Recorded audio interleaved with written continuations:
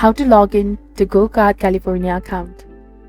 Hello everyone, this is Neha from Create, Login and Delete, and today in this video presentation, I'm going to talk about how can you actually log into your GoCard California account.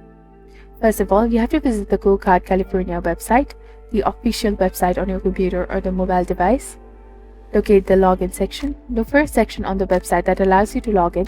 This is usually prominently displayed on the home page or in a dedicated sign-in or login section. Enter your credentials. In the login section, you'll typically find the fields. Enter your username or the email address and your password. Enter the credentials associated with your GoCard California account. After entering your credentials, click on the login button to proceed. And depending on the security settings of your account or any additional security measures in the place, you may be asked to complete a CAPTCHA or perform other verification steps. Once you've successfully entered your credentials and any required verification, you should be logged into your GoCard California account.